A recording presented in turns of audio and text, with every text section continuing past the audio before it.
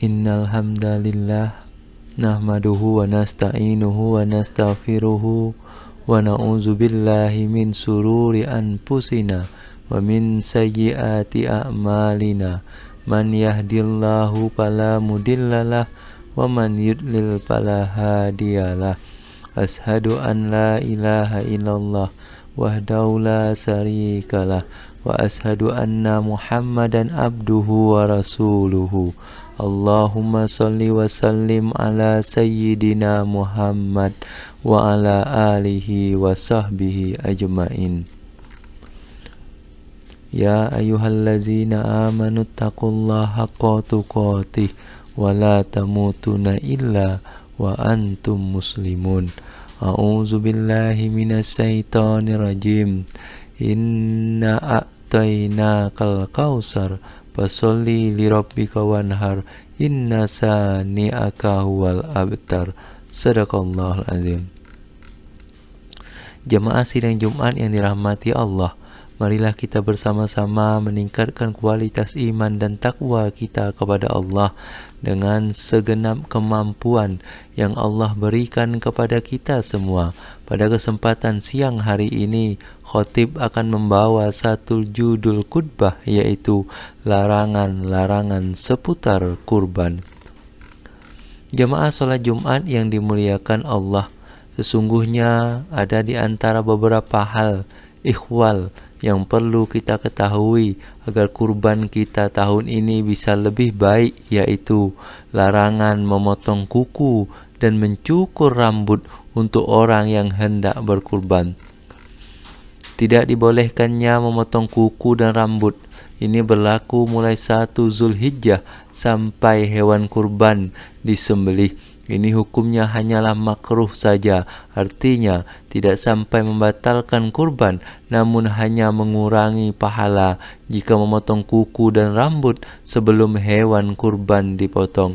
Sebagaimana Nabi SAW bersabda, Bismillahirrahmanirrahim, man kana lahu zibhu yazbahuhu fa iza ahalla hilalu zilhijjati fala ya'khuzanna min sa'rihi wala min azparihi say'an hatta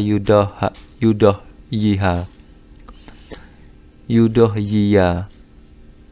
Artinya, barang siapa yang telah memiliki hewan yang hendak dikurbankan apabila telah masuk tanggal 1 Zulhijjah, maka janganlah dia memotong sedikit pun bagian dari rambut dan kukunya hingga dia selesai menyembelih. Hadis riwayat Muslim 5236, Abu Daud 2793 dan yang lainnya. Dalam hadis tersebut dijelaskan bahwa rambut dan kuku yang dilarang untuk dipotong dalam hadis yang kita dengarkan tadi adalah rambut dan kuku sahibul kurban, bukan rambut dan kuku hewan kurban. Dan larangan tersebut berlaku untuk memotong dengan cara apapun untuk bagian kuku dan rambut mau manapun, baik rambut itu tumbuh di kepala, kumis, sekitar kemaluan maupun di ketiak. Larangan mencukur tersebut termasuk mencukur habis, memendekkannya, mencabutnya, membakarnya atau memotongnya dengan bara api. Jadi, begitu masuk tanggal 1 Zulhijjah dan kita sudah berniat untuk berkurban, maka tunda dulu memotong kuku dan rambut sampai hewan kurban disembelih.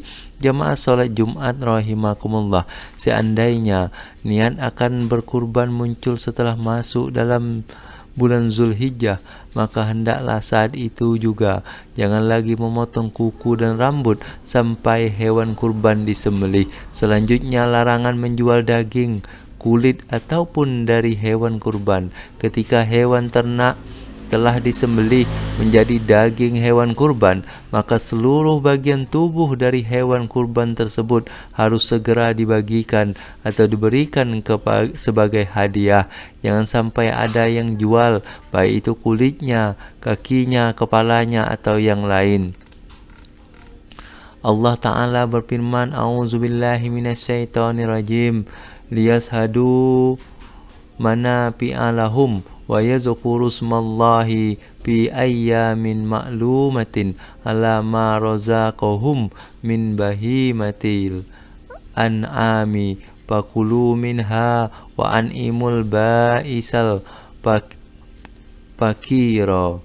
Artinya, supaya mereka menyaksikan berbagai manfaat bagi mereka dan supaya mereka menyebut nama Allah pada hari yang telah ditentukan atas rezeki yang Allah telah berikan kepada mereka berupa binatang ternak, maka makanlah sebagian daripadanya dan sebagian lagi berikanlah untuk dimakan orang-orang yang sengsara lagi parkir. Quran Surah Al-Hajj 28. Sementara dalam sebuah hadis dari Abu Hurairah, Nabi SAW bersabda, Bismillahirrahmanirrahim, man ba'a jilda udhiyatihi fala udhiyata lahu. Artinya, barang siapa menjual kulit hasil sembelihan kurban, maka tidak ada kurban baginya. Hadis riwayat Al-Hakim. Berdasarkan kedua hadis yang kita dengarkan bersama tadi, berarti sudah jelas dan tegas khusus orang yang mau berkurban tidak boleh menjual apapun dari hewan yang dikurbankan. Pendapat larangan menjual hasil sembelihan kurban adalah pendapat Imam As-Syafi'i dan Imam Ahmad. Imam As-Syafi'i mengatakan binatang kurban termasuk nusuk, hewan yang disembelih untuk mendekatkan diri pada Allah. Timbul pertanyaan, bagaimana kalau yang menjual ada si penerima, orang yang tidak berkurban? Maka dalam hal ini tidak dilarang dan dibolehkan karena haknya sudah berpindah ke orang lain. Fakta di lapangan yang sering dijual adalah kulit hewan kurban. Untuk itu, apabila kita menyembelih sendiri, maka kulit juga harus diberikan kepada orang lain, baik diberikan ke satu orang atau ikut dirajang lalu dibagi orang banyak. Namun bagi yang dititipkan ke panitia masjid, maka solusinya adalah saat menyerahkan hewan kurban, sekalian menyerahkan nama orang yang diberi kulit kurban. Jadi jika nanti kulit kurban dijual, itu haknya sudah atas nama penerima, tidak lagi yang berkurban. Ma'asyiral muslimin, sidang Jumat yang dirahmati Allah. Yang terakhir adalah larangan memberi upah penyembelih hewan dengan bagian tubuh hewan kurban. Dalil dari hal ini adalah riwayat yang disebutkan oleh Ali bin Abi Thalib. Bismillahirrahmanirrahim. Amaroni Rasulullah sallallahu alaihi wasallam an akuma ala budnihi wa an atasaddaqa bilahmiha wa jululiha wa ajillatiha wa an la u'tiyal jazza ra minha qala nahnu nu'tihi min indina. Artinya, Rasulullah sallallahu alaihi wasallam memerintahkanku untuk mengurusi unta-unta kurban beliau. Aku mensedekahkan daging, kulit dan jilalnya, kulit yang ditaruh pada punggung untuk unta untuk melindungi dari dingin. Aku tidak memberi sesuatu pun dari hasil sembelihan kurban kepada tukang jagal. Beliau bersabda, kami akan memberi upah kepada tukang jagal dari uang kami sendiri. Dalam hadis tersebut dapat kita ambil hikmahnya bahwa upah menyembelih hewan kurban itu bukan diambil dari bagian hewan kurban, akan tapi sahibul kurban hendaknya menyediakan upah khusus dari kantongnya sendiri untuk biaya penyembelihan hewan kurban tersebut. Jika sahibul kurban ingin memberi daging atau bagian dari hewan kurban kepada si penyembelih, maka itu adalah hadiah atau sedekah, bukan sebagai upah. Sebagai kesimpulan, kurban hendaklah hewan yang memenuhi syarat sah untuk dikurbankan.